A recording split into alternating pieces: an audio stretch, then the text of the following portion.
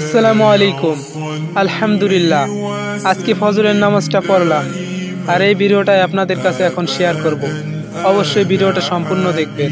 প্রথমে অজুটা আমি সারছি, আর অজুটা সাইরেই আমি এখন রাস্তা দিয়ে হাঁটতেছি।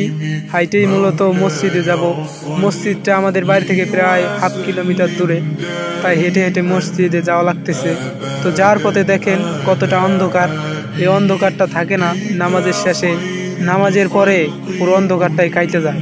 তো যেহেতু আমার একটু অজু করতে করতে একটু দেরি হয়ে গেছে, তাই আইসে আমি দেখলাম যে নামাজে মূলত খাড়াই গেছে। আমি এসে এক রিকাত নামাজ পাইনি। একে তো জামাতে খাড়াই গেছে, আর একে তো আমার সুন্নত পড়া দরকার। তাই আমি সুন্নত পড়তে পড়তে আরেক রিকাতের ভিতরে শেষ হয়ে গেছে। ওইটা আমি ভিডিওতে দেখানোর চেষ্টা করব ইনশাআল্লাহ। তো নামাজ পড়তে পড়তে আরেকটা কথা বলি আপনাদেরকে। ভারতে নাকি আই লাভ মোহাম্মদ বলার কারণে আমাদের মুসলিম ভাইদেরকে জেলে ভরা হইতেছে। আপনি যদি হযরত মুহাম্মদ সাল্লাল্লাহু আলাইহি সাল্লামকে ভালোবেসে থাকেন, তাহলে আমার কমেন্ট বক্সে আই লাভ মোহাম্মদ লিখে যাবেন। ভাই, আমাদের দেশেও হিন্দুরা আছে, চাইলে আমরাও হিন্দুদেরকে অত্যাচার করতে পারি, কিন্তু আমাদের ইসলামে এই সমস্ত জিনিস নাই।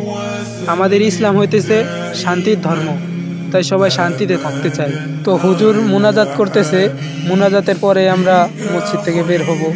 তো বের হয়ে অবাক করা একটা বিষয় হইতেছে, ঢোকার সময় দেখলাম পুরো চারদিকটা অন্ধকার, আর বের হয়ে একটা সারপ্রাইজের বিষয়। দেখেন পুরো চারদিকটা আলোকিত হয়ে গেছে। এটা একটা ভালো লাগার বিষয়। তো ভাবলাম নামাজ পড়ার পরেই মূলত তাড়াতাড়ি কাজ বাজ শুরু হয় না, তাই ভাবলাম যে একটু হেঁটে আসি। তো হাঁটার সময় যে এত ভালো লাগাটা কাজ করে, ঠান্ডা শীতল হাওয়া থাকে, আর পরিবেশটাও থাকে একদম চুপচাপ, আর সবুজ ঘাসে থাকে শিশিরে ভেজা, আর সূর্যটাও পুরোপুরিভাবে উঠে নাই আর কি। সূর্যটা ওঠার পরেই মূলত গরমটা শুরু হয়ে যায়। আর ভোরবেলা যে সবুজ ঘাসে যে শিশির মানে যে নেহারটা থাকে, ওই নেহারটা অনেক উপকারী একটা জিনিস। যদি খালি পায়ে রেগুলারলি ওটার উপর দিয়ে হাঁটা যায়, এটা অনেক একটা উপকারী জিনিস। দেখেন সবুজ ঘাসে কি সুন্দর নেহার, দেখেই মনটা জুড়িয়ে যায়। তো এই ভিডিওটা দেখানোর কারণ হইতেছে এটাই, আমরা সবাই প্রতিদিনই নামাজ পড়ার চেষ্টা করব।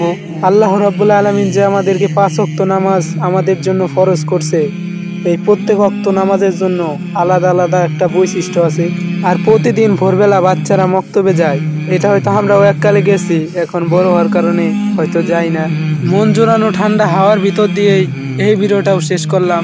সবাই ভালো থাকবেন, আল্লাহ হাফেজ।